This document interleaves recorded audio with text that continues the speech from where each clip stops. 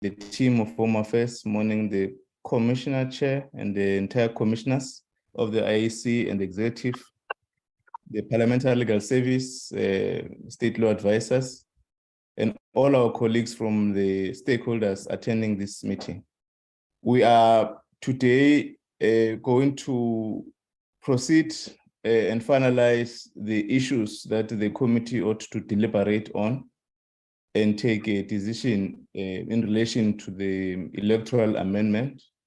Both the stakeholders did make presentation in response to the comments made by our members of the community or stakeholders. In the thrust of the electoral bill, the committee has endorsed issues that are arising from the submission.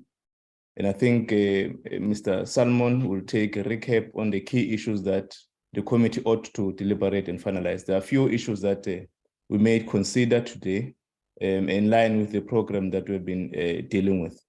We are going to also receive a brief from the Home Affairs Department and the Legal Service, Parliamentary Legal Service, on the process to introduce the consequential amendments or the bills that will be dealing with in relation to the electoral amendment. And further, I think in relation also to other laws that will be affected by the electoral bill. All of us are going to make inputs and deliberate on the issues that will be before us. We'll note these reports that we presented. And I've noted that some of the presentation have been sent this morning. And we'll then able to have time in the next session of the committee to deliberate more on the issues that will arise and take a decision on the path that we must take. Mr. Matonzi, I'm also going to request also to ground my video because I'll be experiencing some challenges in the course of the meeting. I'm going to invite you, Mr. Matonzi, to item number 2, apologies. And then I'm going to invite the Deputy Minister to introduce his team and render apologies and the IEC, and also the Parliamentary Legal Services and the the state law advisors. Mr. Matonzi? Yes, Chairperson, from the committee side, I've got an apology from Honorable Kanyile and Honorable Lepase, as well as an apology from the Minister of Affairs. That's all from my side, Chairperson. Okay, noted. The apology are not accepted. We've also received reasons why they are not attending. I'm going to invite Deputy Minister to indicate this delegation. No, thank you very much, Chairperson. Just to make it clear, Minister and other colleagues had to go to a JCPS Cabinet Committee where we are presenting 3 items. So that's why they could not be part of this meeting. And as a result, and as a norm, we decided to split. I am here with Mr. Mavuso, who is the DDG IPS. I'm also with Advocate Malakate. I also have Ms. Kayakazi Dasi from my office, as well as Siya Koza from the Office of the Minister. That is our team here today. Thank you very much, Chair. Thank you, Deputy Minister. Commissioner Mepsa. Good morning, Chairperson. Good morning, honorable members, Deputy Minister and your team, the legal teams. We are well represented this morning. My colleagues in the Commission will be with us. I see not all have joined at this stage, but we are well represented by the Commission and by the CEO and his team. Thank you very much, Chairperson. Thank you, Commissioner Mehta. Parliamentary Legal Services. Good morning, Chairperson. This is Dr. Kesson from Parliamentary Legal Services. I have with me Ms. Tilana Halley-Starkey, and we still have Mr. Siviri Jikela, who is not with us. He's still off sick, and apologies from him. Thank you, noted. State law advisors. Good morning, Chairperson and honorable members. Good morning to the Deputy Minister, departmental officials, the commissioners, and all others present on the platform this morning. Chairperson from the Office of the Chief State Floor Advisor, we have Ms. Aisha Johar, Ms. Saraya Williams, and myself, Ms. Sarah Gavanda. Thank you, Chair. Thank you very much. We're now going to invite Mr. Salmon to just recap on the issues that the committee must interact with. Mr. Salmon?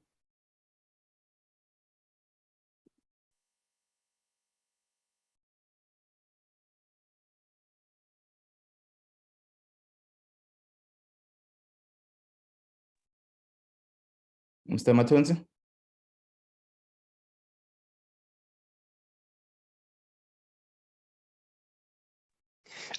Eddie, sorry, can you hear me? Eddie, Yeah, can you please flight the document for me, Eddie? I'm having issues connecting on my laptop, so I'm connecting on my phone and I can't share the document from my phone.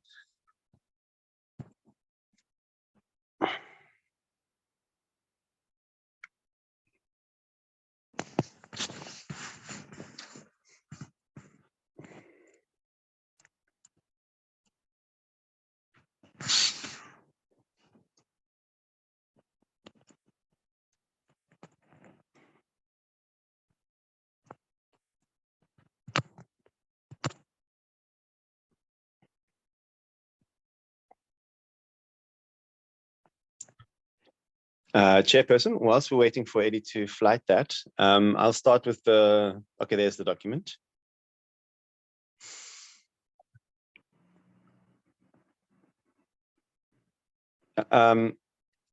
Yes, so the members will recall from last week that the two clauses 3 and 6, there was essentially only one outstanding issue there, and was should the 20% signature requirement for independent candidates and underrepresented political parties be lowered to ensure fairness compared to incumbent political parties, and if so, what percentage should it be lowered to? And then secondly, clause 23 is dealing with the electoral review panel. Firstly, should the legal authority to establish and control the panel be vested in Parliament, and the minister only provide administrative and operational support?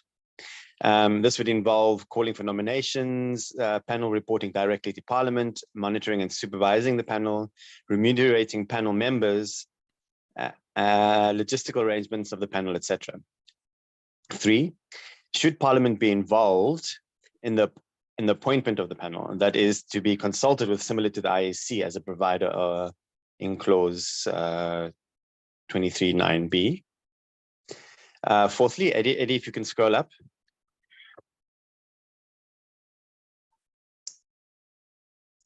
Should the panel decide on its functions independently? Are they to be provided for prescriptively in the bill? 5th, should the panel be established within 4 months of passing the Act as provided for in the bill, or within 3 months as proposed? 6th, should the panel complete its report within 12 months after the 2024 elections as provided for in the bill, or within 4 to 6 months as proposed? And 7th, should the panel be required to engage and educate the public substantially through all forms of media? Eddie, I think that's the last one to scroll up. Oh, there's 2 more, yeah. And 8th, should the panel be composed of 7 rather than 9 members in order to save costs?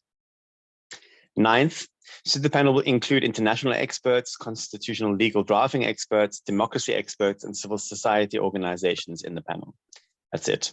Thank you, Chairperson. That's the recap of the issues raised in the submissions. Well, thanks very much, Mr. Salmon. These are just a recap of what was raised in our discussions. Members are not directed to follow if there are other issues that arise from the 2 clauses, which are those which committee may need to consider to conclude the bill, may raise or deliberate on. So these are the issues that we're going to deal with. and other issues that may arise on the deliberations by members. Is there any other issue before members interact? Let me check with Parliamentary Legal Service.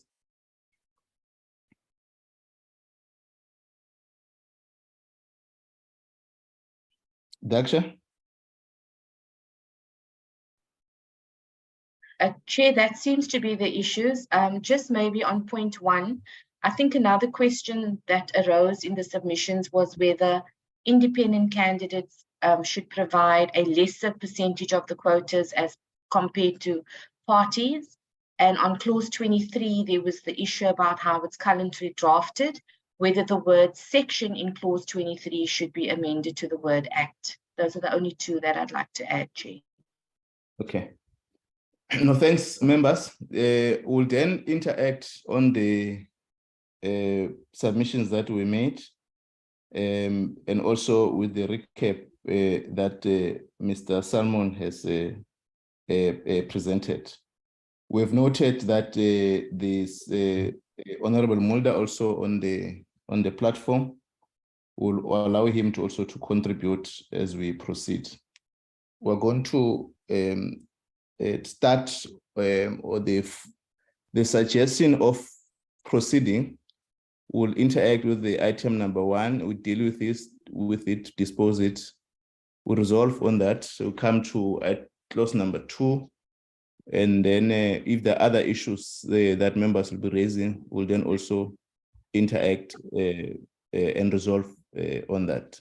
Once we have done with the process, we'll then allow the state law advisor or the Parliamentary Legal Service to process the C list, which we think we must also adopt when Mr. Matonsi will outline a proposed schedule on how we're going to interact with the 3 issues of C list, and also adoption of the committee reports for purpose of the tabling in the House. I'm going to now invite Honorable Pillay, Honorable Van der Merwe, Honorable Ross, Honorable Molekwa, Honorable Mkhale, Honorable Mulder, and Honorable Mudise. In that order. Good morning, Chairperson. Good morning to all colleagues and everyone on the platform. Chair, I don't want to waste any time. I'm going to go directly to the 2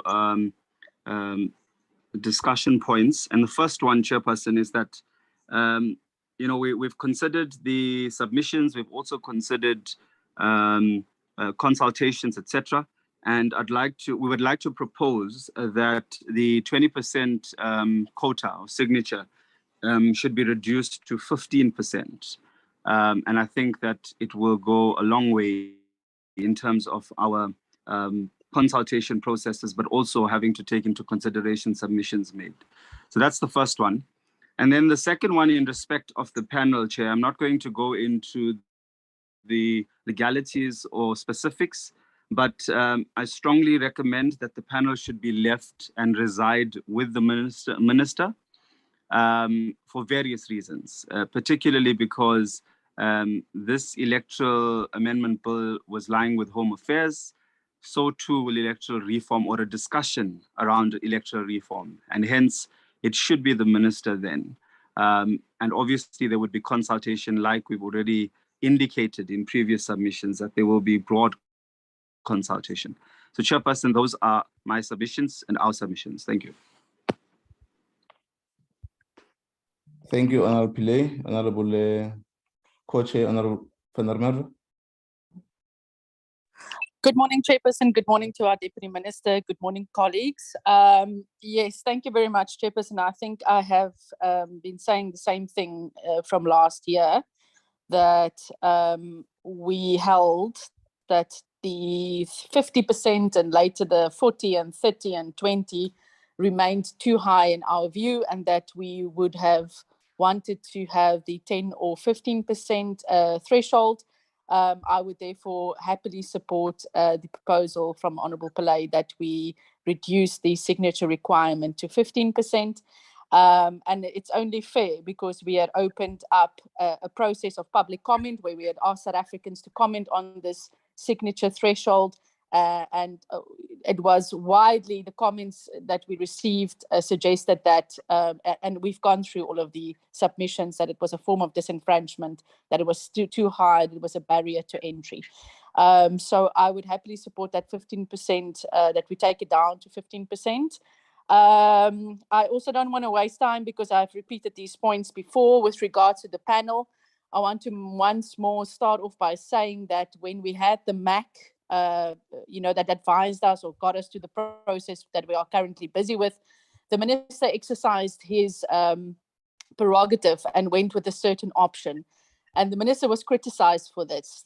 And this is not, we are not debating a specific minister here, because tomorrow or the day after, it could be Honourable Ruiz that's the minister, or Honourable Chubani that's the minister, or Honourable Pillay. It goes to the issue of the constitution and our responsibilities as members of parliament. And the fact of the matter is, electoral reform is not a prerogative or the responsibility of the executive. It resides with parliament.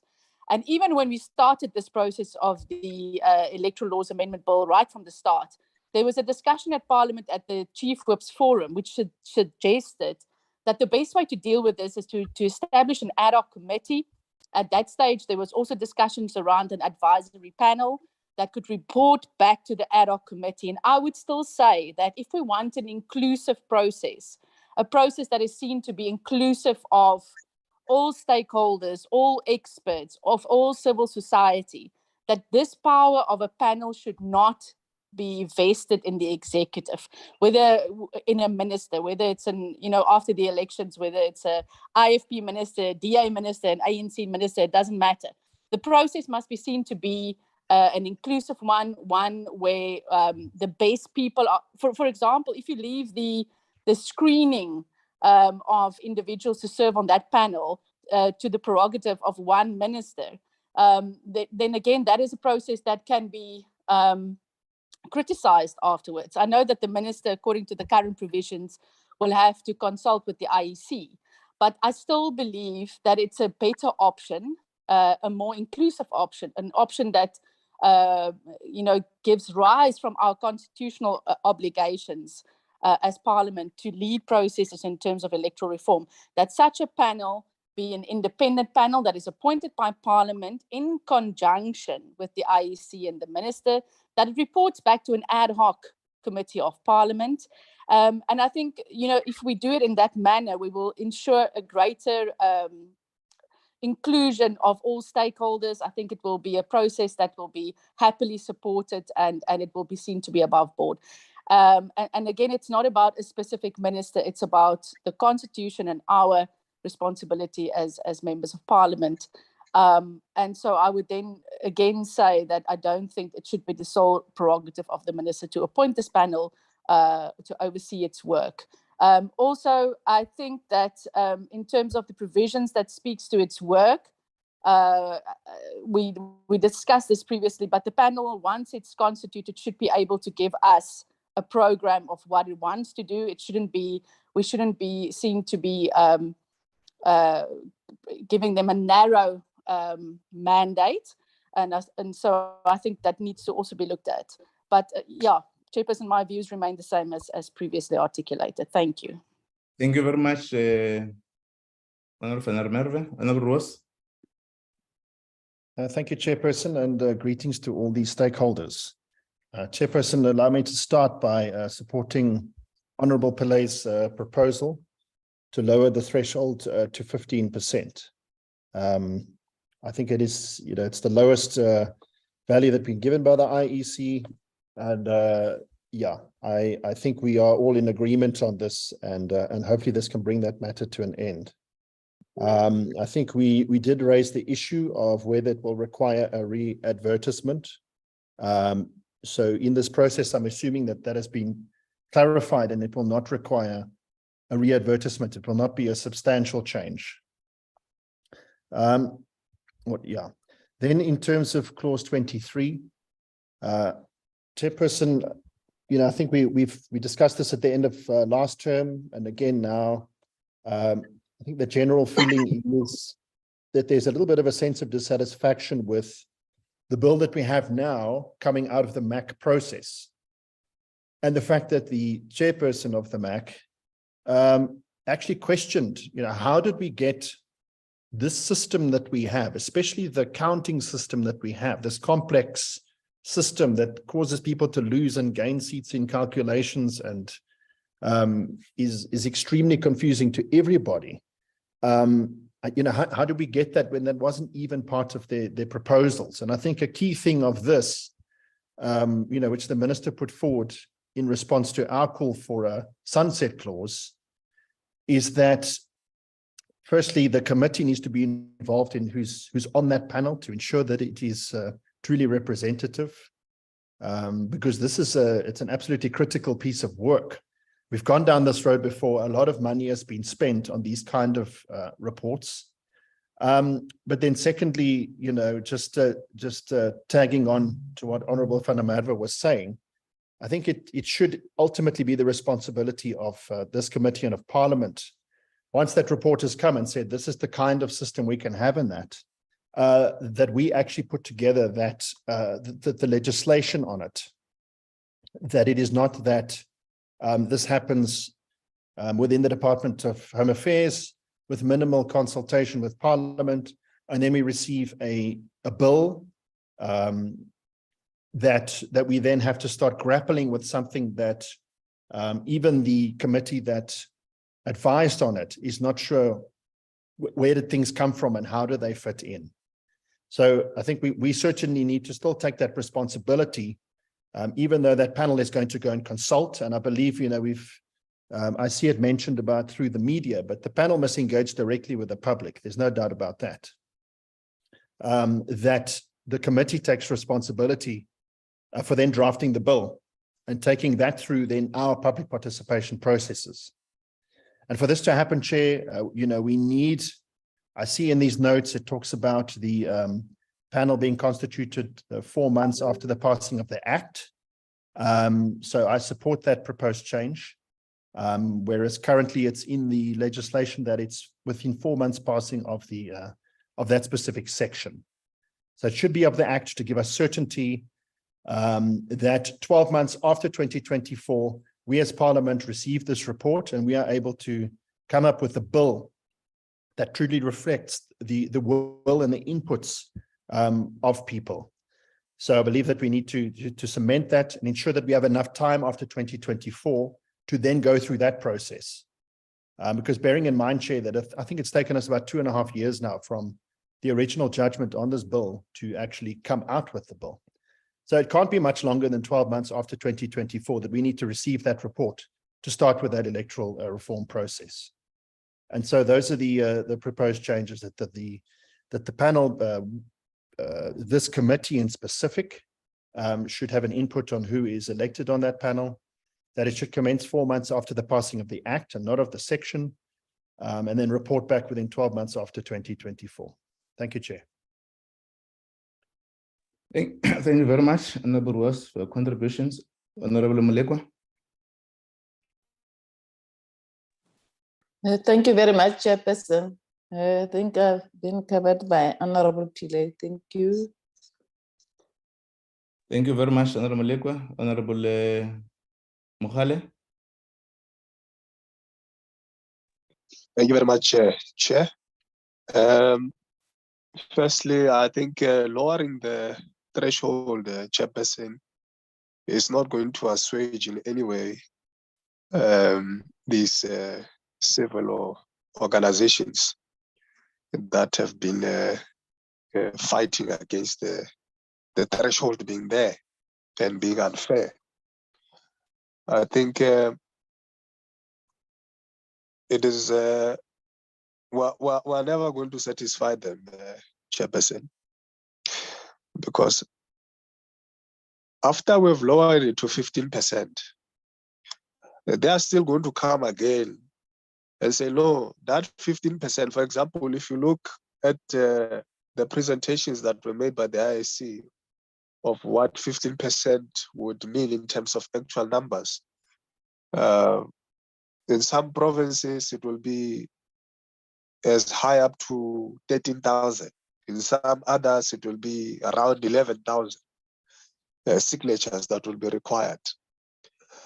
They are still going to write again to say, no, it's unfair, because it's still too high, because they want it to be at 1,000 signatures. That's what they've expressed, that they want the signatures submitted by independent candidates to be 1,000. So us lowering it to 15% is not in any way going to satisfy them. I think our view as the EFF has always been that the threshold must be there, and it must be high enough to discourage any chance takers from participating as independent candidates. And we have provided reasons for that, which were also reiterated in some of the presentations that were made in the previous week, to say, if an independent candidate can't prove that he can gather 20% of the votes that are required for a seat, how is he then going to get a seat once he's on the ballot paper? If he can't prove to us now, before the election, as part of this process, that, you know, he can get the requisite 20% signatures, how is he going to get a seat? So I think we are not going to support the lowering of the threshold. We want it at 20%. In fact, our initial position as the EFF was that it should be 20,000 across the board.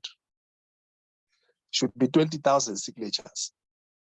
So we're not going to agree with lowering it further to 15% for the reasons we have just stated, Chairperson.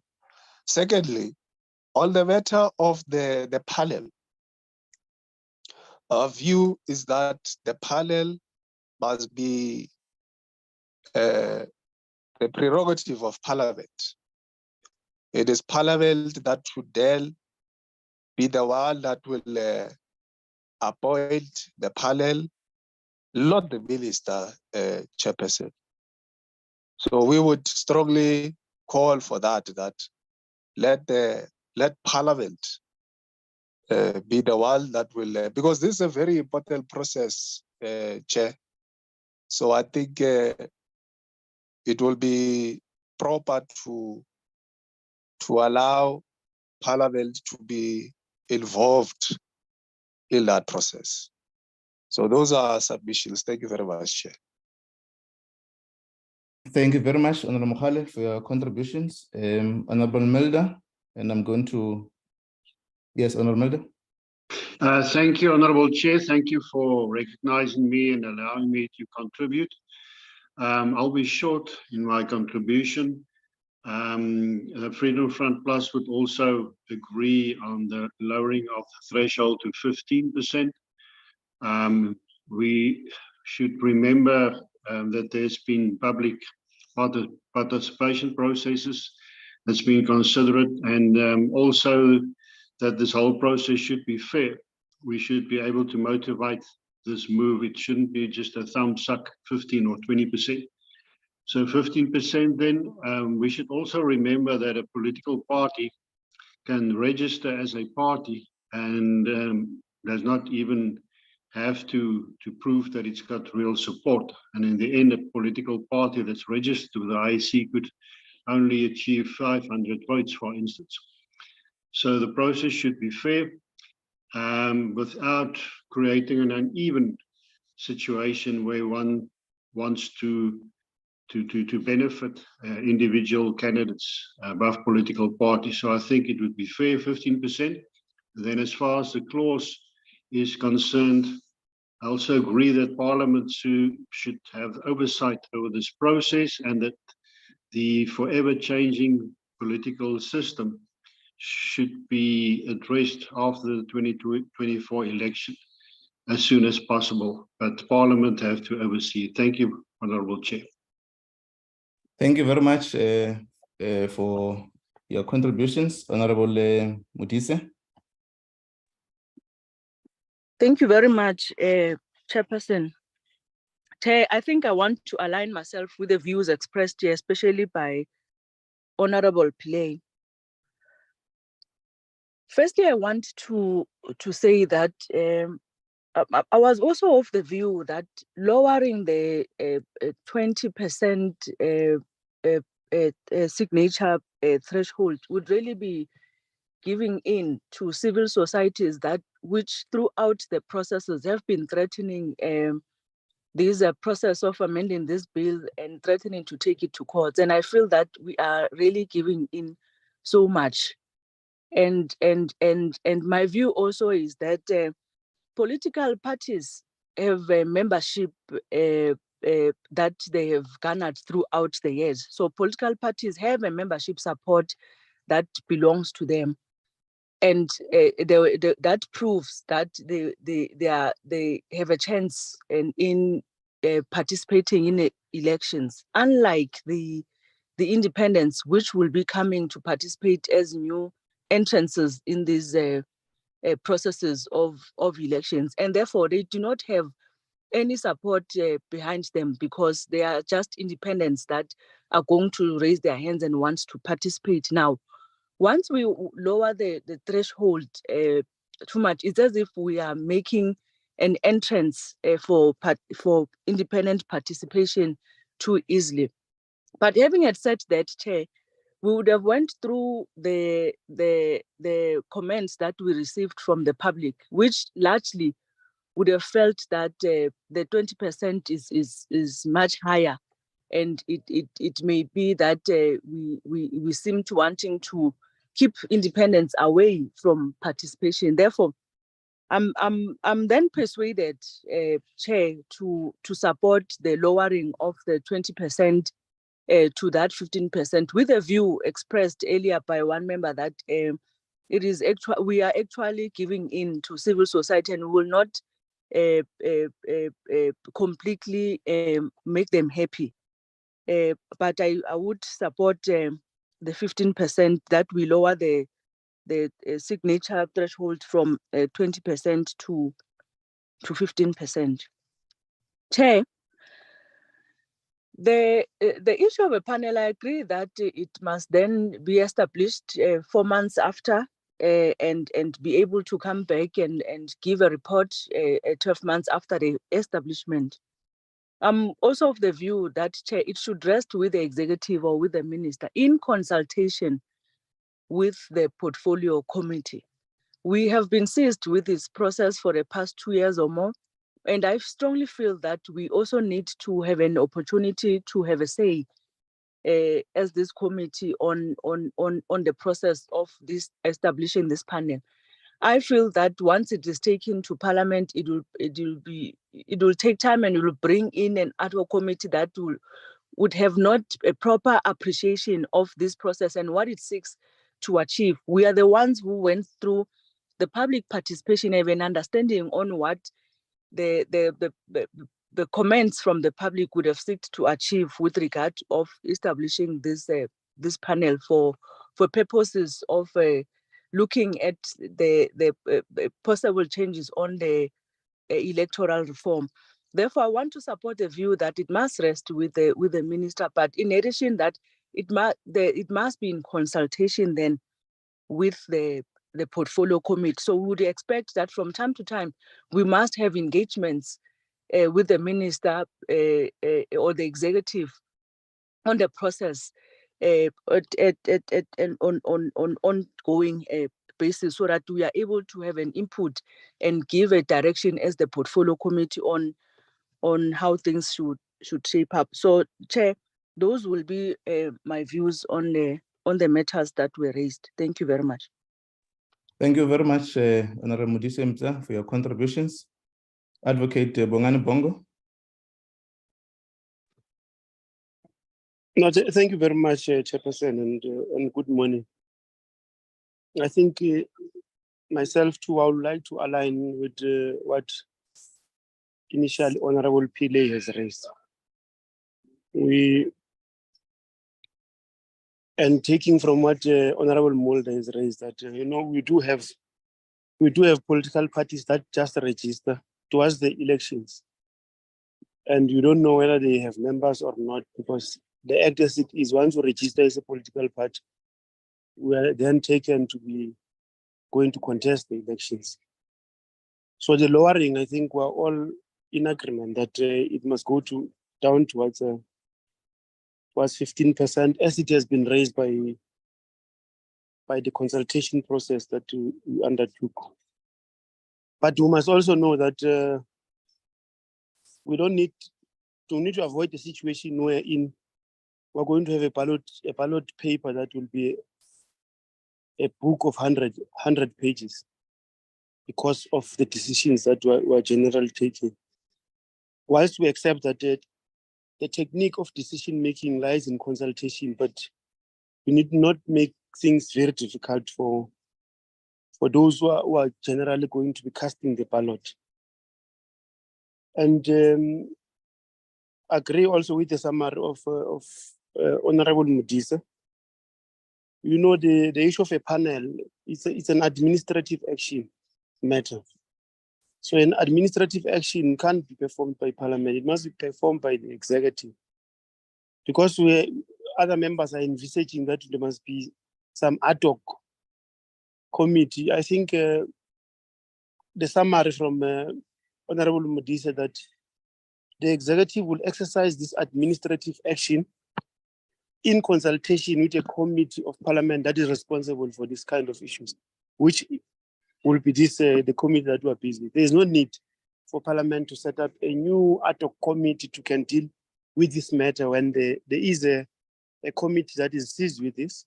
But administratively, there is a minister who's sitting there responsible for all administrative action issues that must be taken by an act, because this is going to be an act of Parliament. Administratively, it must be managed by the department. It does not matter whether the minister then will be co-chair or it will be you, chair. But in an exercise of an administrative action, whoever will be a minister at the time will have to make sure that it addresses the issues in an administrative action way, in an objective way that will be acceptable by all, and it will be predetermined by what the act says itself. So I don't think starting an ad hoc committee will then assist the process as it stands. So I'm solidly just agreeing that we will lower it to 15%, but an administrative action must be given to those who are charged with the process of running this process. So I support that the minister must do it in consultation with a committee of Parliament responsible for these related issues. Thank you very much. Thank you very much, Advocate Bongani Bongo. Members who have, is there another member, Honorable? Yes, Mr. Chair. Yes. Yes. Sorry, Honorable Tito. Honorable Tito. Thanks, Chairperson. Greetings to my colleagues and everyone who is there today. Chair, I'm also in support of what Honorable Mokhale was saying on the issue of the 20%, that we must not lower the bar, Chairperson. This 20% signature, it must stand like it is. Even the minister said it even last week that if we are going to lower it to 15%, we are just going to open a can of worms. So on the second one of the panel, Chair, I'm in support that the minister must not be part and parcel. It must be Parliament that is going to appoint that panel so that everything must be fair. And then the minister must not be put in a very, very tight position where he is going to be questions on his own political party stands if maybe he is in support of this, of that. So, Chair, I'm not going to say much on the other matters, but I'm in support of what Honorable Mogale has said. Thanks, Chair. Thank you very much. Honorable Matonsi, you'll assist me if there is another member, Honorable Hwase or Honorable Ramolobe.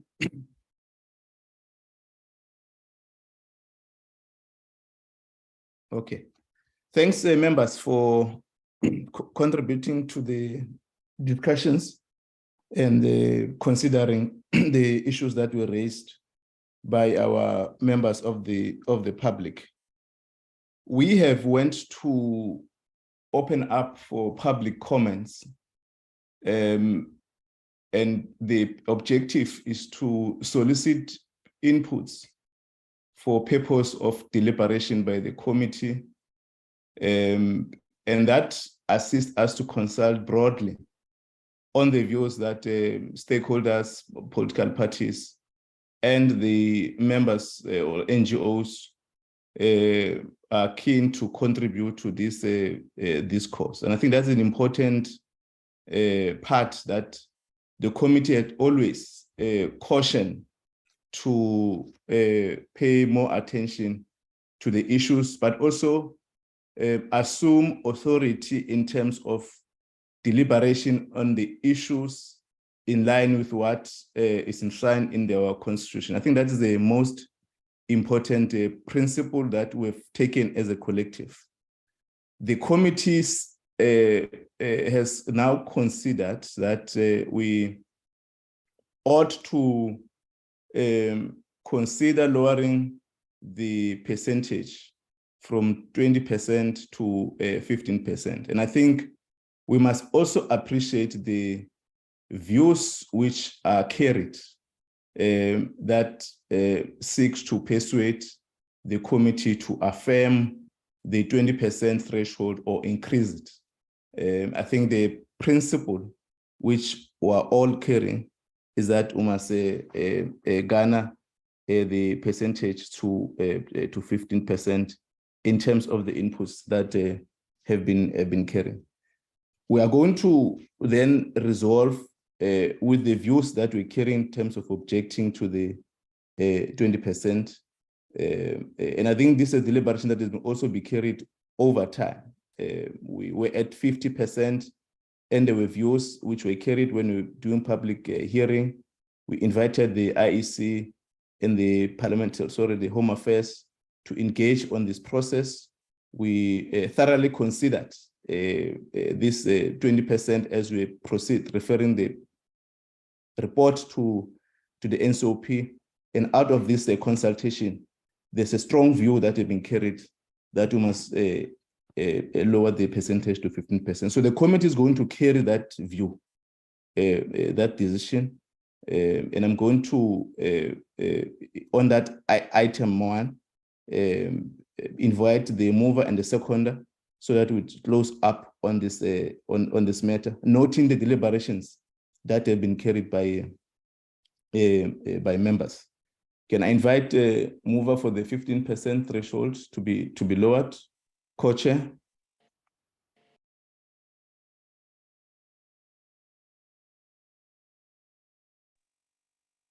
I move, Chair, for the lowering of the threshold to 15%. Yes, I will second. Sorry, I've got load shedding. Thank you, Honorable Modise Msa. You've moved.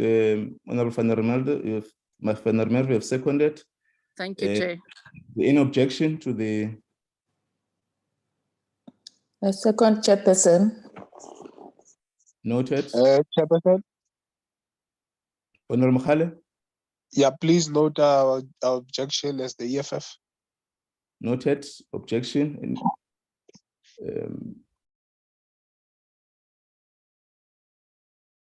Thank you very much. We have a resolve on the 15% considered in deliberation and the objections. The second item on the panel, we have established in the first phase of the introduction to this panel the task team that was brought before the committee, in consultation with the committee, or the minister was given an authority to proceed to establish the task team that was led by a former minister and the team to look on the modalities to establish this electoral amendment bill. And that was sufficiently done by that committee. And this portfolio committee further invited stakeholders. We will recall when the committee was presided by Advocate Bongani Bongo, we invited various stakeholders to interact with the intention to input or to enhance the discourse on the task that was given to the former minister then Valley. And they've done sufficient work to consult various stakeholders, political parties, and views were carried, and the committee arrived at two options that must be considered. I think that report, if you go to it in detail, it does not reflect one option. It reflects two options that the executive may consider and also to submit as they prepare to draft the amendment bill. We then had to be deposited with the amendment bill and subjected that process to members of society stakeholders, and the committee affirmed the options that we now have adopted earlier on. That has taken us to this far. And that process, and I get the sense that the minister was criticized for the option that they've taken or submitted to Parliament for the attention of the committee, and that he was resolved on the options that were presented by the committee that was led by the former minister. And that principle still stands, that we are not going to undermine an input that has went into thus far both the authority that Parliament and the executive exercise. And over time, the committees have been able to deal with a task team that assign on the specific issues which are before the committee. It is correct that we have been seized with this electoral amendment bill. The portfolio committee, the IEC, the executive has been seized with this electoral amendment bill process. And I think it would be important to carry that option to exert authority on the executive to institute or to establish a panel that will further consult on the modalities or that we may need to consider on the option on the electoral system that the country may need to consider or to affirm, because the panel's mandate is to work on the modalities that all of us, we agree that they must look on the certain issues to strengthen our electoral system. So the panel ought to be established by the minister, not the minister, the executive. I don't want to say that tomorrow Honorable Pillay or Honorable Ross will be minister or Honorable Mokhale, but the executive must be assigned the responsibility to establish this electoral panel team. And I fully agree with the co-chair in terms of the functions that the team may add to what already it has been submitted for attention. So we have a broader, they have a broader framework to deal with this electoral reform post-2024 elections. That will mean the executive must, in consultation with the portfolio committee that is responsible for this portfolio, which is Home Affairs, and the Independent Electoral Commission, in consultation, with the panel, establishing of the panel, and also once the panel has concluded its work, it will then report to the report to the portfolio committee for further processing. I will then persuade members to consider that we opt to take the decision to exert authority on the executive to deal with that. The other committee is going to take process longer to work on this. And I think Honorable Advocate Bongo correctly asserted that it's an administrative part in terms of establishing the panel. And we're not doubting the authority of both the executive and parliament in terms of this process. So the committee will take noting the views expressed in the deliberations to carry this decision to establish the panel to the executive. Can I establish a second an objection, seconder, a mover for seconding this proposal? Thank you, Chairperson. I move for the proposal as you have indicated, Chairperson. Thank you. Thank you. I second, Chair. Seconder, Honorable Mutise. No objection? Please note the objection of the IFB, Chairperson. Not the objection. Chairperson, also, please note the objection of the EFF. Not the objection of EFF. Okay, noted. We have carried the two decisions by the committee in terms of the process. Is there any matter?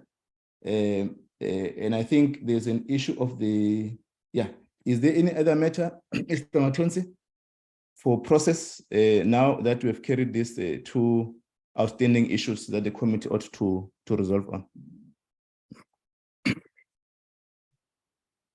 Chairperson, I think we could be done unless if there are other issues that we might not have processed on this one, but I think we're done and we have to go for the next presentation. But also, if you can give the state law advisors instruction to finalize the list for tomorrow. Okay. Is there any other matter, state law advisor, to finalize the process that we now must engage before we move to the second item? Thank you, Chairperson. Just for the sake of clarity and drafting, to ensure that we correctly captured the decisions of today's meeting. Chairperson, we understand that the threshold requirement will be changed to 15%, and we will make those amendments in the C list. Chairperson, with regard to the decision regarding the panel, as we understand it will remain as it is in the current clause 23 of the draft bill. Is there any further changes that the committee would foresee in respect of the electoral reform consultation panel, or will it be remaining exactly as it is? Yeah. Salmon, are you in the meeting? Beg your pardon, sorry, Chairperson. Okay. Sarah, Commander, are you done? Yes, thank you, Chairperson. Okay. I see the hand of Honorable Ross and Honorable Pile. Honorable Ross. Thank you, Chair. I just want to clarify that I had proposed that the commencement of the committee should be 4 months after the passing of the Act. So I was assuming that was part of the general agreement on this clause. Yes. Can I just get clarification on that? Okay. Noted. Yes, we support that. The person. Honorable Pile. Yes, Chair. I think as clearly outlined by Honorable Modise, we support the 4 months and the report back. Okay. Chair, I also think there was that item of section and act that we must endorse and support, that it's act and not section. Yes, I think that we've carried in terms of the deliberation that members have raised, including the last matter that Honorable Ross and yourself have inputted. Is that Governor, Sarah Governor, is that our understanding in terms of process now? Chairperson, that is fine with regard to the decision regarding the 4 months and the changing of the wording. However, we were just requiring clarity as to whether there are any other changes, but we have noted what the committee has now said. And if there is no further changes to the clause 23, then we will give effect to the changes in that regard. Obviously, with regard to the percentages for the quota, we will give effect to those changes as well. Thank you, Chair. Okay, thank you. IEC and the Home Affairs legal team, is there any input you want to deposit? Chairperson, not so much from us. Let me check with our CEO, but I do not think we have anything further to input. CEO, I'm just checking with you and the team. Chair, nothing at this stage. Thank you very much. Okay, thank you. State Lord, sorry, DM with your team. No, thank you, Chairperson. Nothing from our side, but I can just check with advocate if there's anything that they would like to input, but nothing from me. Okay. Thanks very much. We'll carry that part as resolved, and the team will process the C list. There will be consequential amendments that we'll be dealing with, and we thought that both the teams, Parliamentary Legal Service and the Home Affairs, may need to run on presentation on the process, and the IC will input also if there's. I know that they were not invited to make a presentation, but they can work on the issues. We have interacted with both the legal team of Home Affairs, IEC, and Parliamentary Legal Service as we were working towards to look on what would be the work post when we've adopted the report on the consequential amendment. So we'll just be given a brief and we'll note the report, and then I will get guidance as how we're going to interface to conclude this electoral amendment. Can I invite Parliamentary Legal Services? Yes, Chairperson, this is Daksha. We've prepared a presentation as requested on what a committable process entails in Parliament. And so without further ado, we'd just like to plow ahead. Talana, next slide.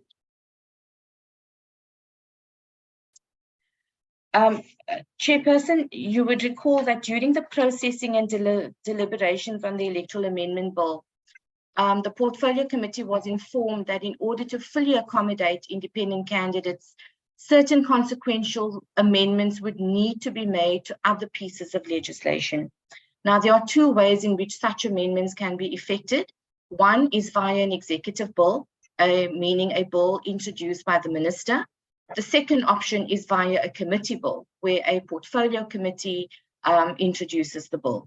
The purpose of my presentation then is to merely sketch the process that will unfold if Parliament processes a committee bill, and the estimated timeframes regarding a committee bill. And these estimated timeframes have been based on our experiences when we've done prior committee bills.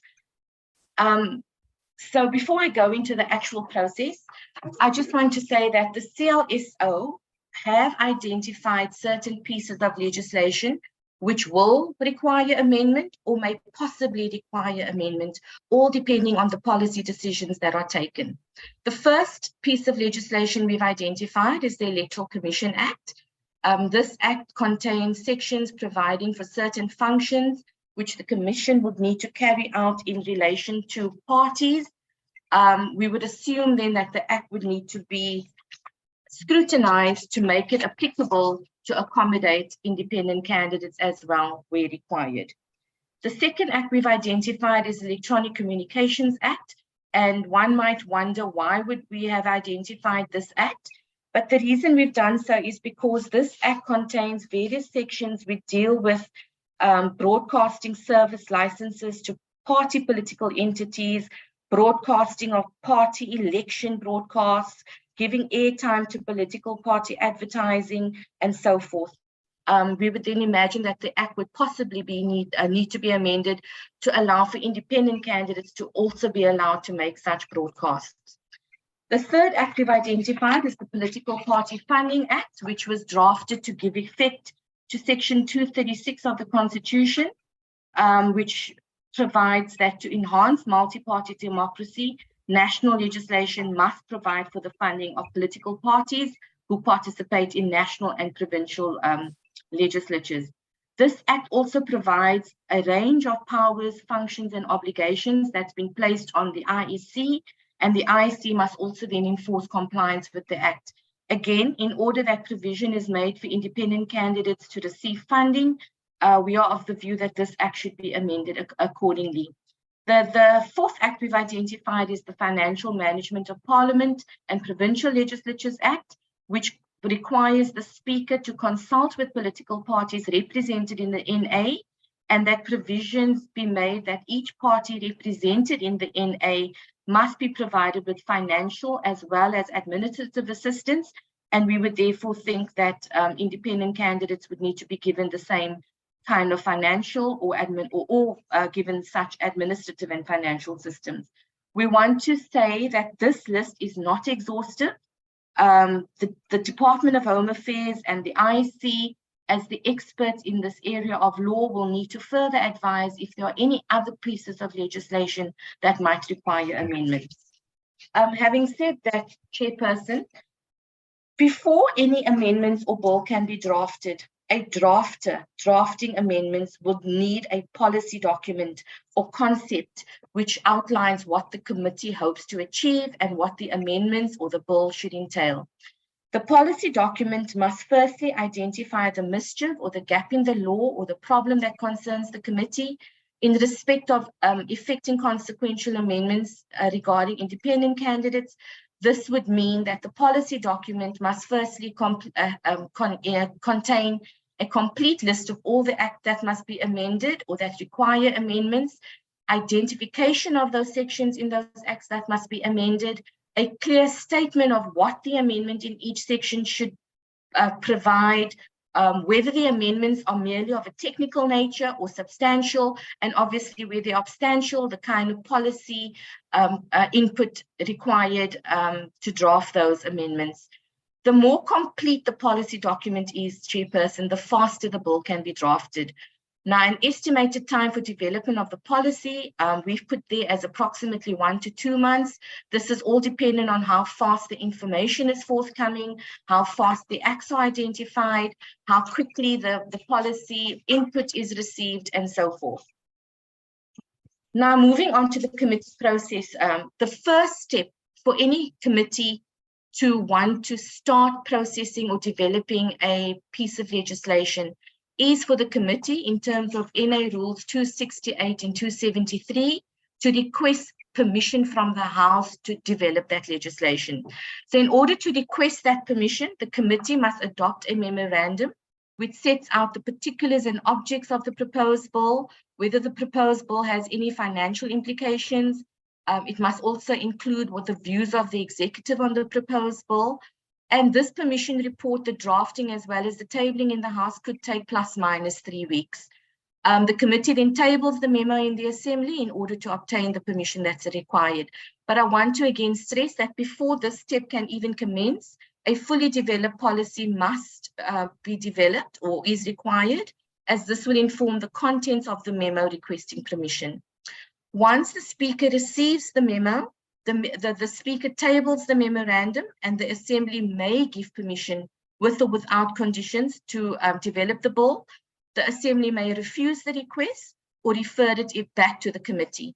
Now, the committee may also need to consult, in order to develop this memo, the committee may need to maybe consult other stakeholders on sections of legislation that where the IEC or the DHA could not provide input. For example, if amendments are proposed to the Electronic Communications Act, the committee will need to consult the Portfolio Committee on Communications as well as the Department on Communications for the policy intent on how to amend those sections if they are not of a technical nature and if they are substantive. Similarly, to amend the Financial Management of Parliament Act, the committee may need to consult with the CFO, with the head of members' facilities in Parliament, and any other stakeholders that might be relevant that may be identified. Once the committee gets permission to proceed with the development of the bill, the committee then needs to start its drafting process. Our office can assist the committee with the development or the drafting of this bill. During the development of the bill, further research and policy development may occur. However, I must stress that currently our offices have serious capacity and resource challenges, and we would therefore heavily rely on the Department of Home Affairs, as well as the IEC for research and drafting assistance, as well as any other input on policy that may be required should the committee decide to proceed with these consequential amendments as a committee bill. Another step that the committee needs to undertake, the committee will have to consult the joint tagging mechanism for advice on the classification of the draft bill. Now, this is draft one of the bill. Once draft one is developed, the committee must then place a notice of intention to introduce the bill in a government gazette together with a copy of the bill for public input. The invitation for comment on the draft bill must be extended to all interested persons and institutions to submit representations of the bill. According to the rule, they must be given at least 3 weeks to comment on draft one of the bill. The rules also provide that relevant departments or organs of state must be given a sufficient opportunity to make submissions to the committee. Once the committee publishes the draft bill, another requirement is for the committee to actually report to the House that the committee has published draft one of the bill for public comment. Now, as the committee knows, in terms of the Constitution, Section 59(1)(a), any written comments received must be considered. It is required that Parliament must provide meaningful opportunities for public participation. This could take anything between 2 to 3 weeks.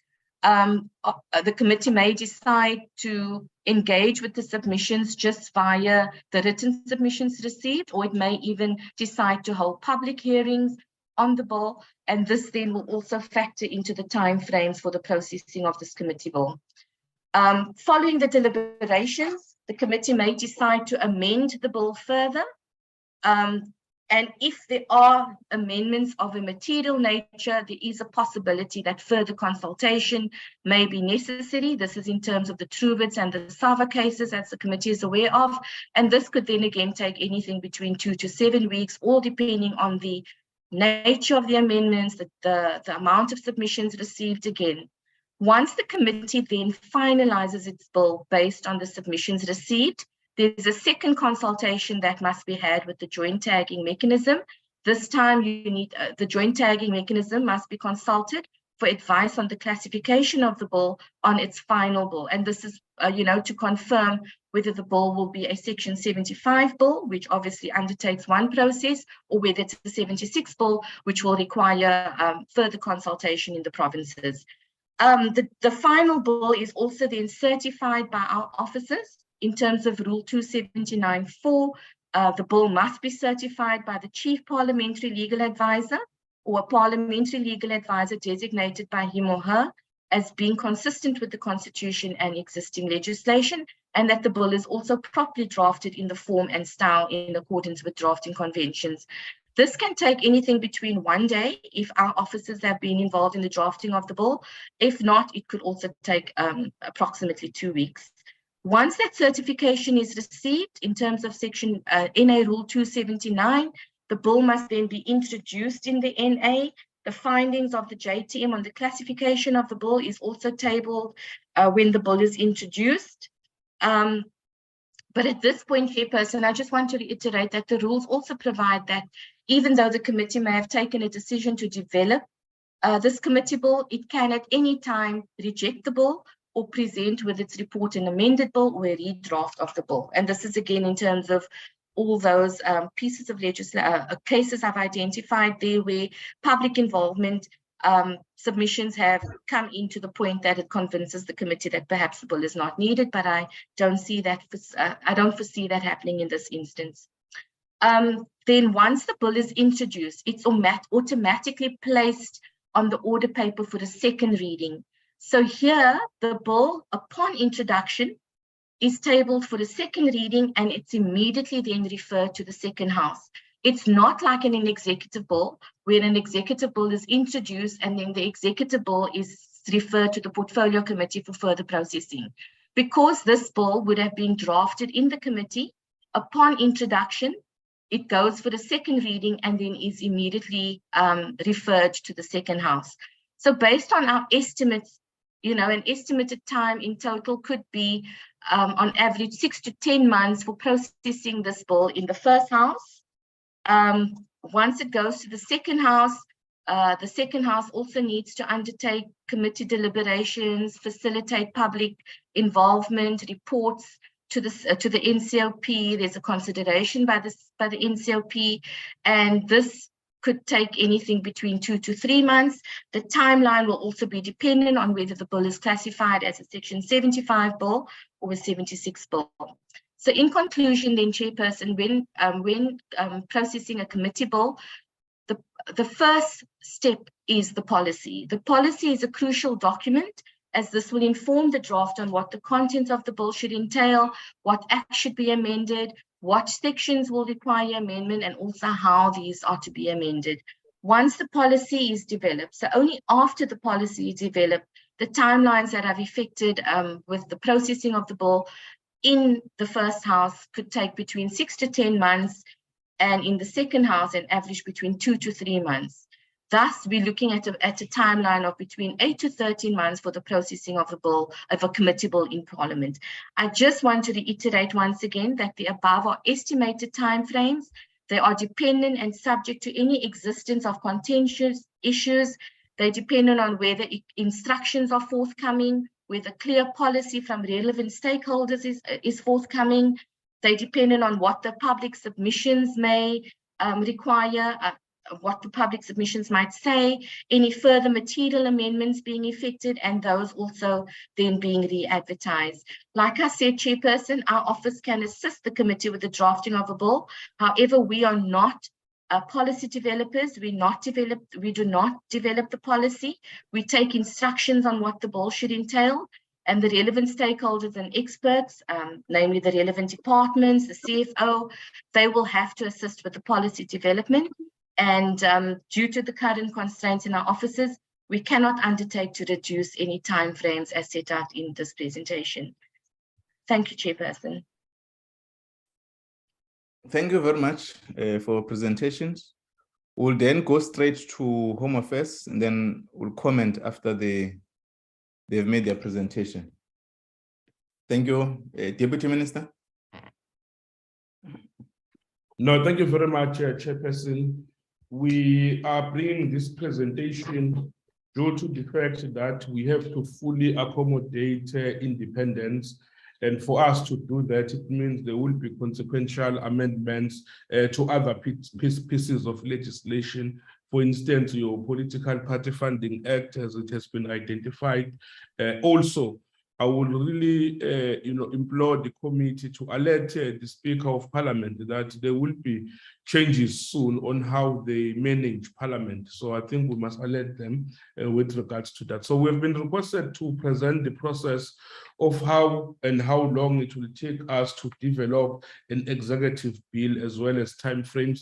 We have made the presentation. Advocate Malakate will take us through the presentation. It basically deals with various phases from policy development, drafting, as well as the stakeholder engagement and consultations, preliminary legal opinions in the process. But Advocate Malakate will then take us through the presentation. Thank you very much, Chair.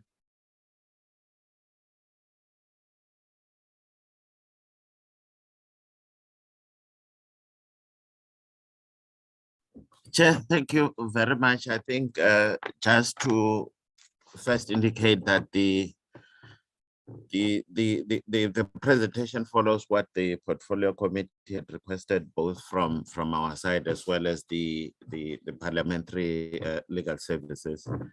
And we just simply dealing with the process that we would need to undertake in developing an executive bill, but also just to indicate to the committee the timeframes that will be required in terms of developing an executive bill. And we have just simply not tailored our presentation in order to deal with the executive bill that must be considered by this committee, but also just to indicate the entire process that the department would need to engage in order to develop an executive bill.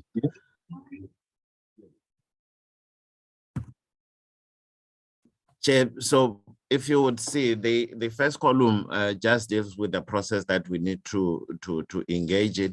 This is the identification of what is required to be done. But also the second column then deals with the activities that we would need to undertake. And the third column then provides the estimated timeframes.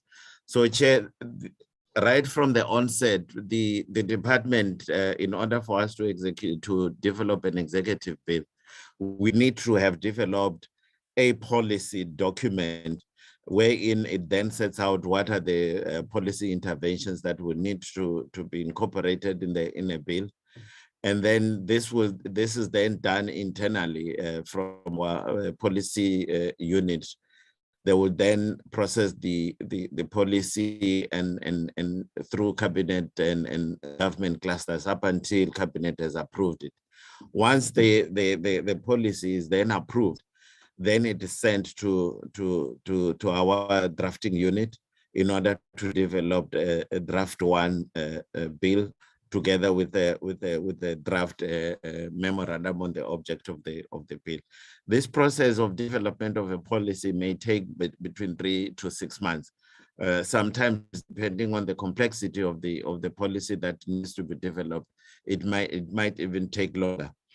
Once the policy document that have been approved is served before our drafting unit, then we'll provide a draft one of to incorporate the policy interventions that comes out from the approved policy. And this will also entail us having to do research in terms of checking what are the precedents already in place in terms of benchmarking, or looking at whether the policy interventions also affect other pieces of legislation or other mandates and institutions that will be impacted by the draft bill. Then we'll also need to deal with issues related to the drafting style, as well as the checking on whether or not it is in compliance with our domestic law, but also to check on the constitutionality of the bill. So the process that we would then have undertaken in developing the draft one would have taken us approximately 2 to 3 months post the approval of the policy by cabinet. Then thereafter, we will then come back and we'll just deal with the structural issues in terms of numbering. And this work will also tie back to what we would have done in drafting the first draft. Thereafter, when we have dealt with the memorandum, we will then need to send the bill to the business units within the department in order for them to look at what we have done, and also to requesting them to provide us with their initial comments and inputs. And then this probably would take us a week in order to deal with that. Once we have received that, we then have come back and redraft the bill in order to incorporate the inputs that we would have gotten from the business units or the entire department.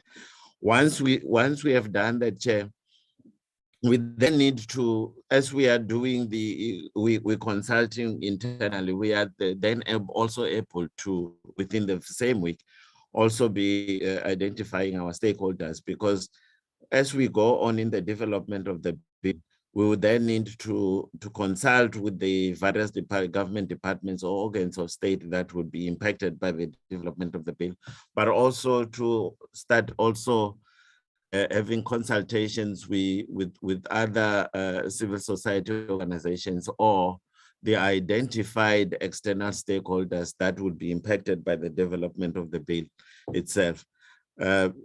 And thereafter, once we have concluded our internal consultations, we then have to set up a meeting with the minister to get an in principle approval of the draft one of the bill.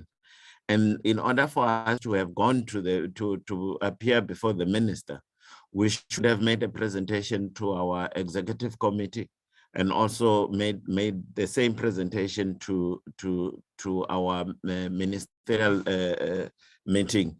And our going to EXCO and Triple M is to get their support in terms of processing the bill and in terms of requesting a meeting with the minister.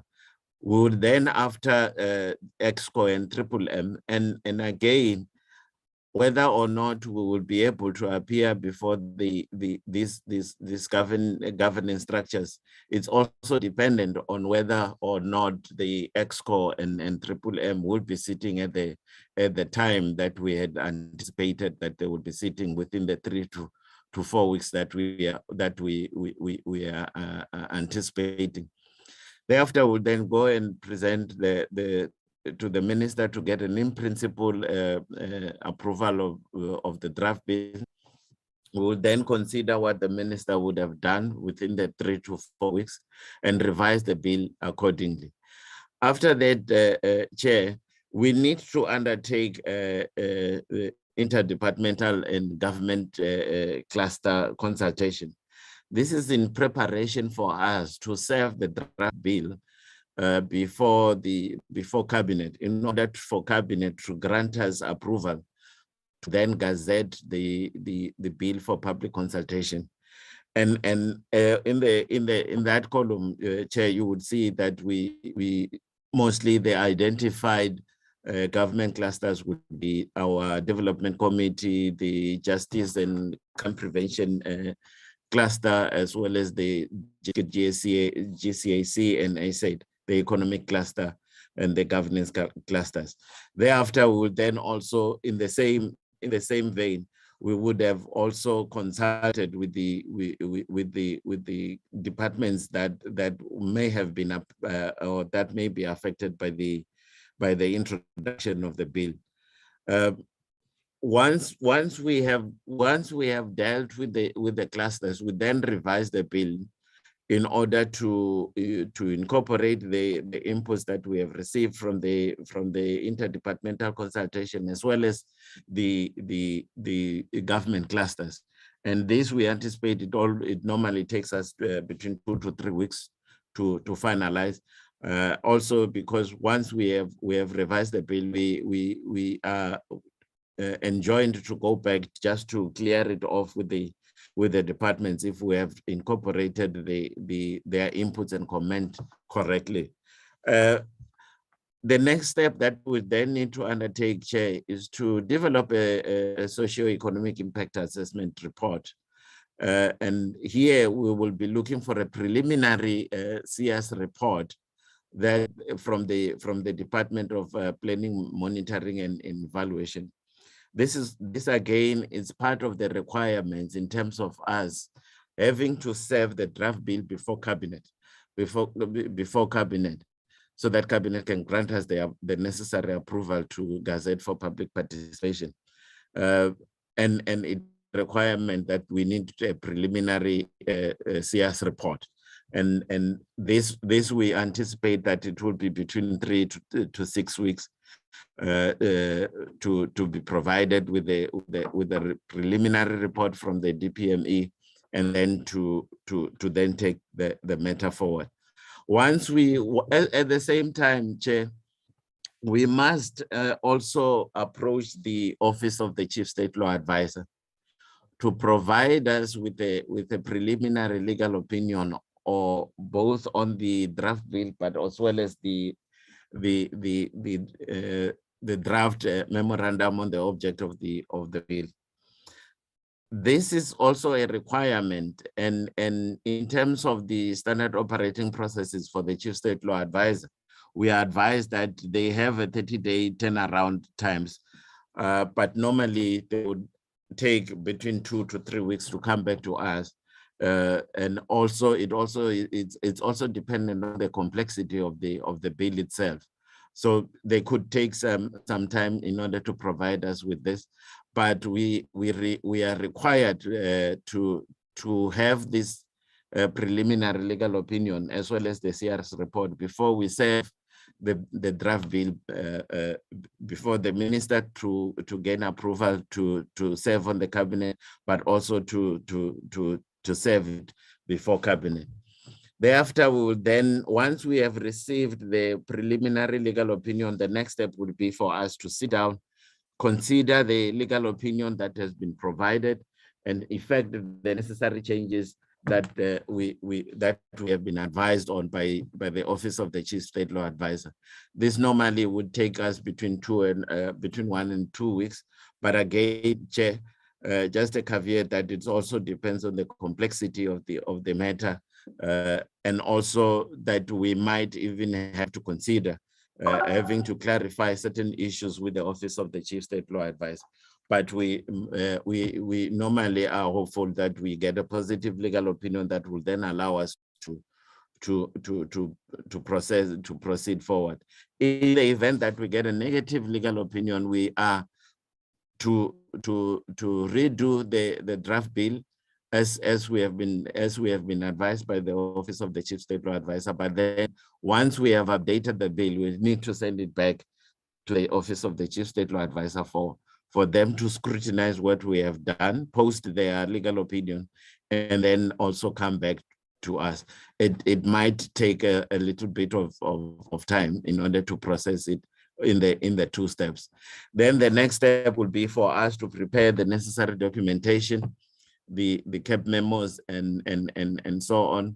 And in that, we will then attach the preliminary legal opinion. We'll also attach the CS report. We will also attach, as part of the documentations that goes to cabinet, the draft bill together with the memorandum on the object of the bill. This, in order to process, is also dependent on the availability of cabinet in terms of sitting, but also we would have then had to process the bill through the relevant cabinet committee. Chair, as I've already indicated, once we have gotten approval from cabinet, then we will gazette the bill.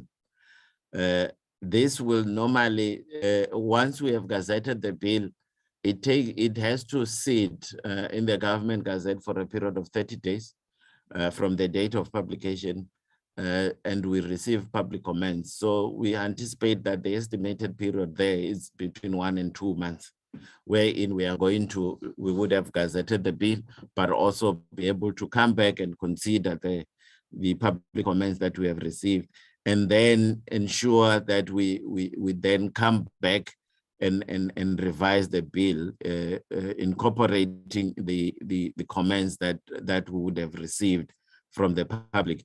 So the entire process post the gazetting or publication for public comments, it will take us between 2 months to 3 months in order to finalize everything.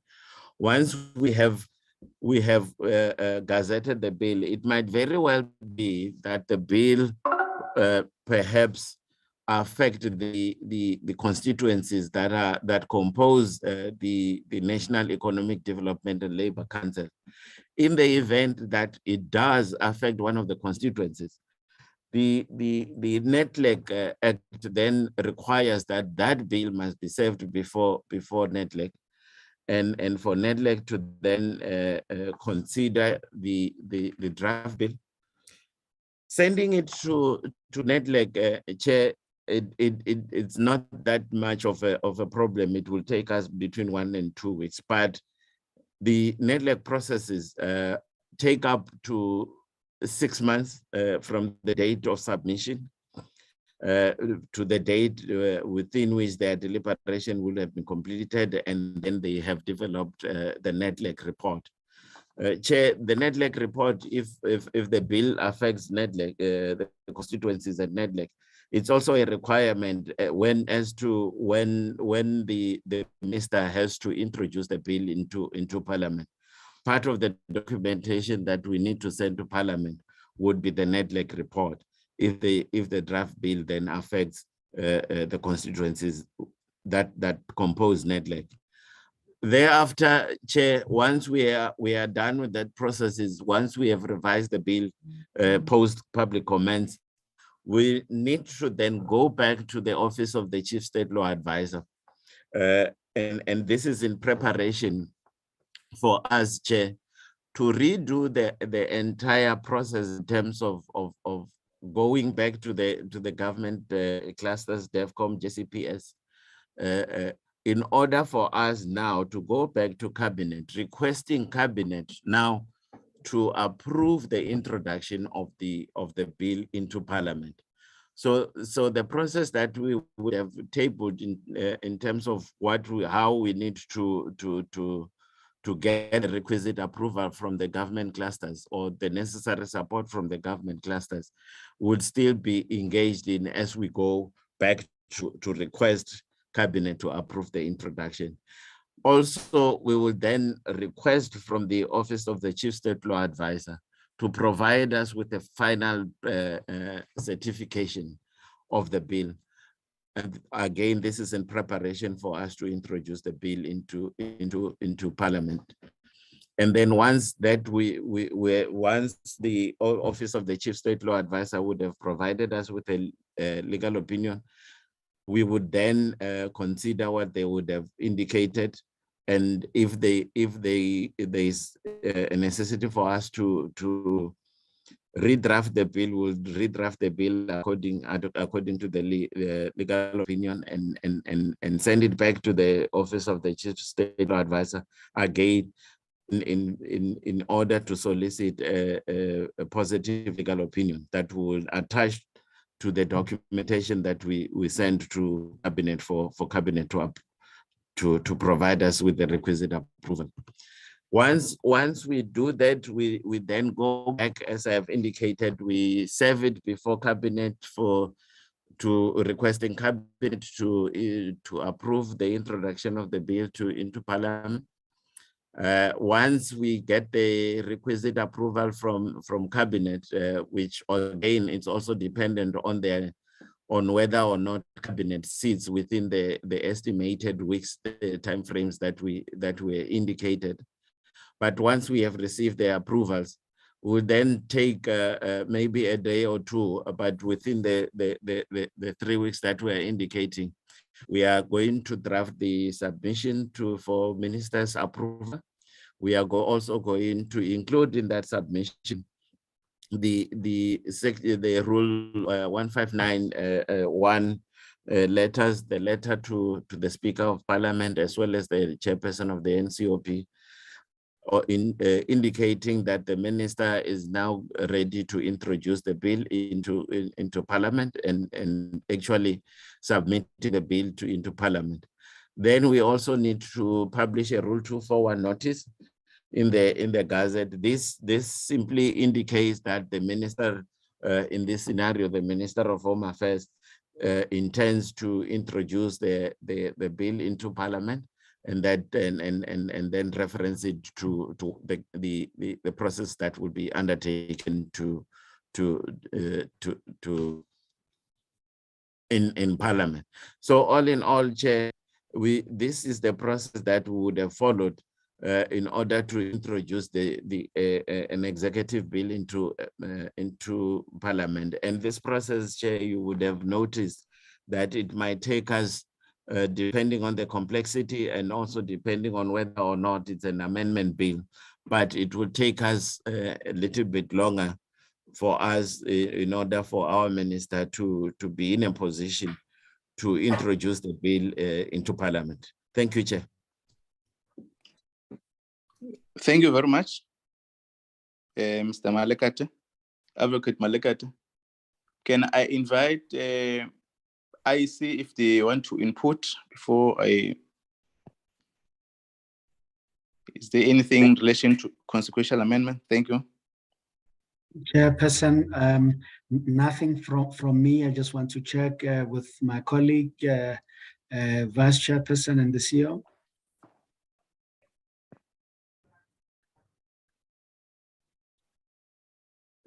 There does not appear to be any input, Chair. Thank you very much. Okay. Thanks very much, colleagues, for the two presentations in relation to the process that we're going to engage on. We'll note the report, but I will invite members to comment or if there are questions that they want to ask so that we are able to be clearer on how we're going to deal with the consequential amendments and other laws that are related. Can I invite Honorable Father Merve, Honorable Ross, Honorable Molekwa, Honorable Pillay, Honorable Mokhale, Honorable Melda, Honorable Mutise, and Honorable Pongo, and Honorable Tito. Sorry, in that order. No, Chairperson, for now, I received the presentations late, firstly, as you had previously mentioned. But I think the processes that have been outlined, Chairperson, to me is very clear. And I am familiar with some of these processes. So I don't think there's anything at this stage that I would like to ask or input on. But just to thank the presenters for the presentations, I think the path forward is clear to me. Thanks, Chair. Thank you, Honorable Ross. Thank you, Chair, and thank you for the presentations. Just a question from my side. It seems the executive process would take a considerable amount of time past the 2024 election date. So my question to the IEC is there some sort of a cutoff date by which this has to be done in order to fit into the election schedule? Given that my understanding is the latest election date would be the 14th of August, 2024. So if they can just give us some guidance on that. Thank you, Chair. Thank you very much, Honorable Molekwa.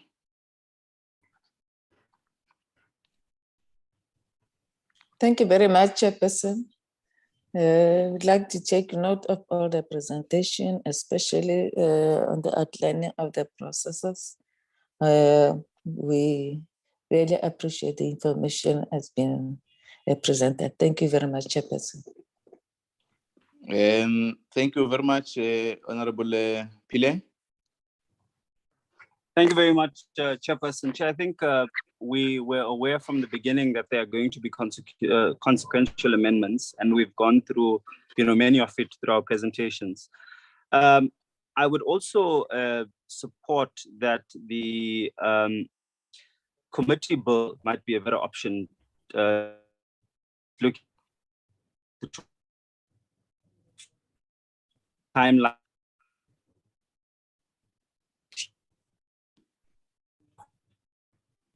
Perhaps understand we obviously impact somewhat. Important now. Honorable Pillay, I'm not sure it's on my side. But my biggest challenge. Honorable Pillay, I'm not sure whether it's on my side. Or... Can you hear me? Mr. Matonsi? Can other members hear me? Mr. Matonsi? Yes, Chair. Is the problem on my side or Honorable Pillay? No, I think it's the Honorable Pillay network. I think. Yeah, the network. It's a network, Honorable Pillay. Can you hear me now, Chair? Yeah, now you can hear now. Yeah, Chair, I was just saying that we appreciate the presentations, and I also agree that the executive one is quite a longer one and a lengthy one, and perhaps we must have some discussion and unpack and give it much thought in terms of the committee bill. So perhaps we can then be able to unpack. But I'm also recommending that we start the processes now, given that we have very limited time. But my last thing, Chair, is just to ask whether we're going to be able to do this and ready for 2024, because we don't want to put the IEC under pressure. And so it's important for us to be able to start that process almost immediately. Thank you very much, Chair. Thank you, Honorable Mokhale.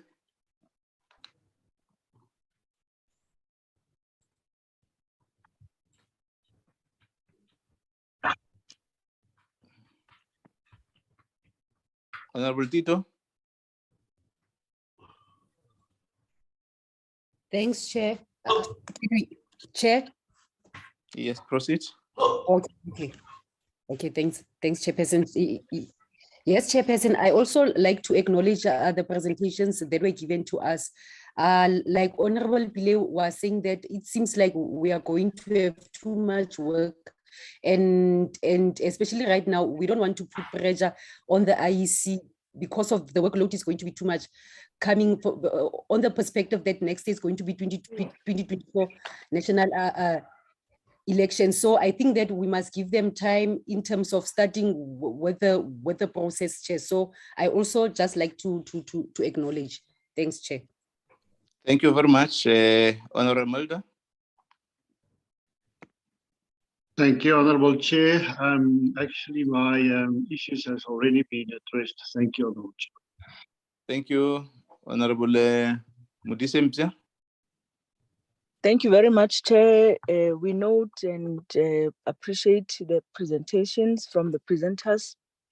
And we also take note of the processes that are going to follow thereof, Chair. I think the portfolio committee will be seized with the processes very soon. Thank you very much, Chair. Thank you, Honorable Mbongan Bongo, Advocate Bongo. No, thanks, Chair. And we appreciate and note the reports. I'm familiar with the process, but we would just like to caution that if we were to move with the speed of a mirage in terms of ensuring that we meet all the necessary deadlines. Thank you. Thank you very much. There's a matter I see in terms of your schedule. I think you may comment this process as we're going to engage on the consequential amendments.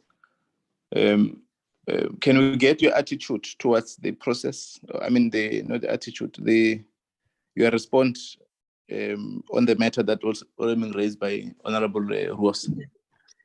Commissioner Merza. Chairperson, thank you very much.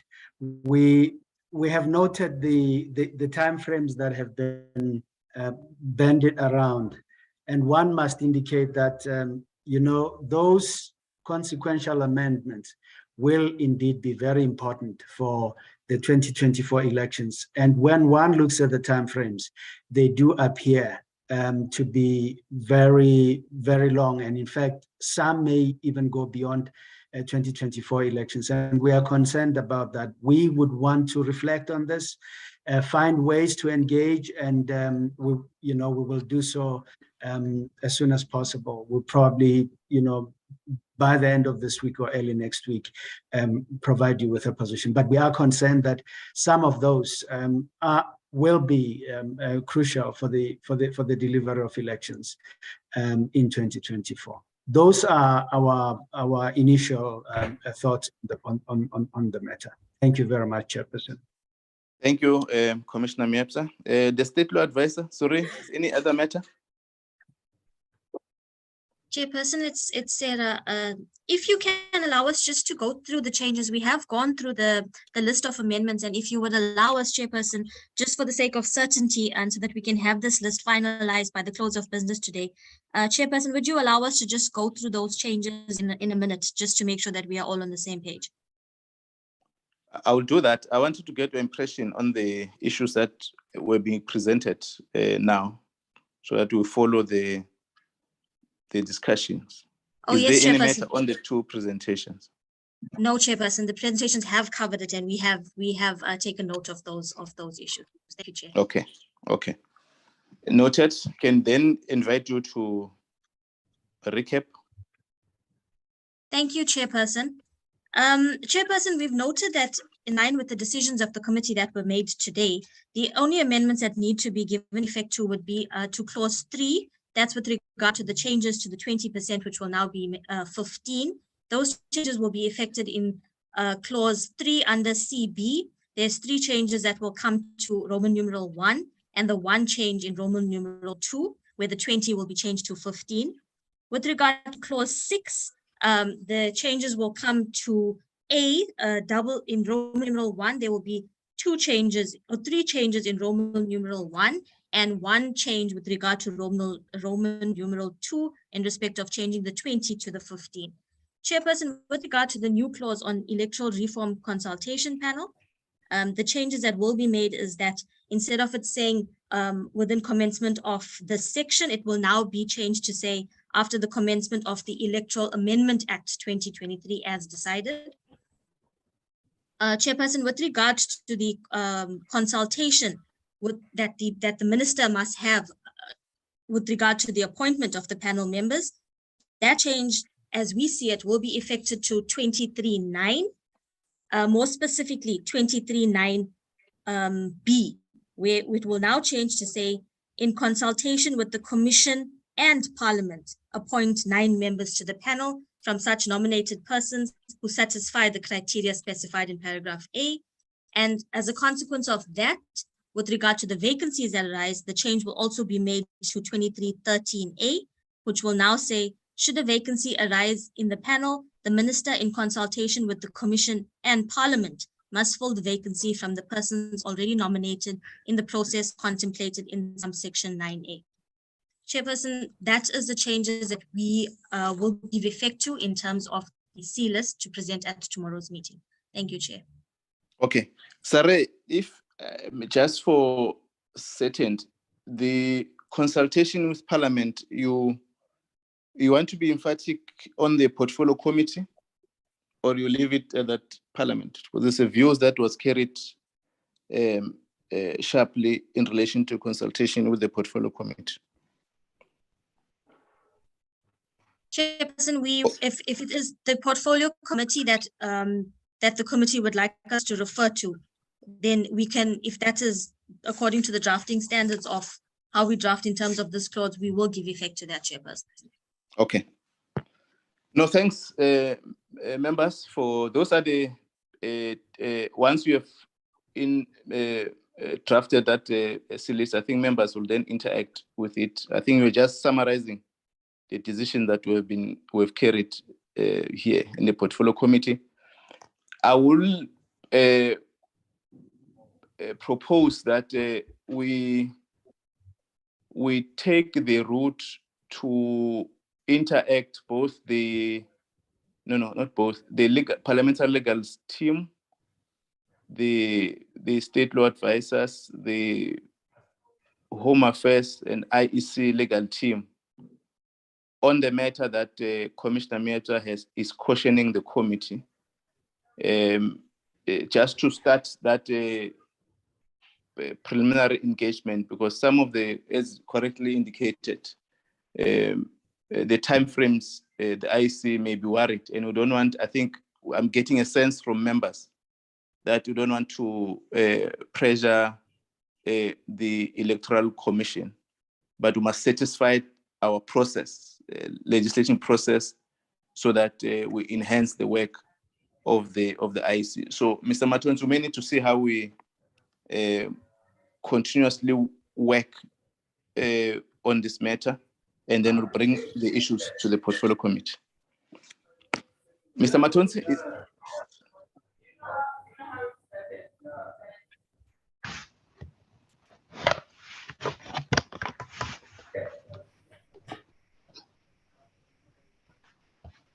Mr. Salman? Chairperson, I can hear you. Yeah. Can you then brief members how we're going to move from here on the committee schedule, so that we get can Riser respect our meeting, Mr. Matons, please? Or can you request him to excuse the meeting if he's not? Thank you. Okay, Chair. Yeah. Chairperson, today we have made decision as a committee in terms of the amendments. So the state law advisor, they are going to be finalizing the CLIS today. So then tomorrow we are meeting at 2 o'clock. We have been approved to meet at 2 o'clock, where the state law advisors will brief the committee on the amendments that have been effected today. And then from there we adopt that list, and then it will be sent to the printers to start working as well on the deed, also finalizing that list.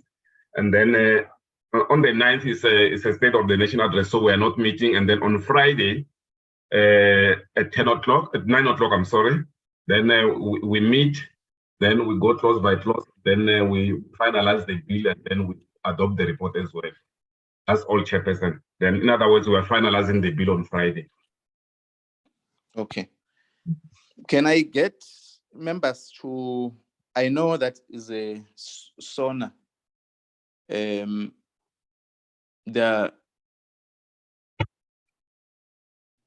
traveling, I think, and so forth. But I think we can work towards this scheduled time. Can I get members if there any other issue in terms of the scheduling? And how can we navigate out to make sure that we conclude this process on the dates that we are requesting members to consider? Is there any objection to the proposal on the scheduling of the dates?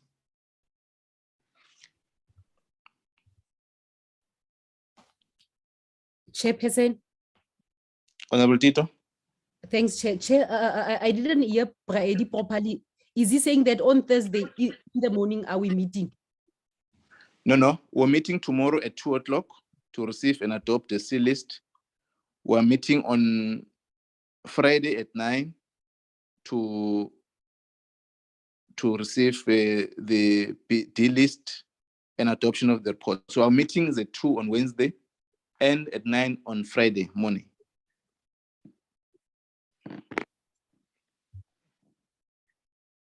Yeah.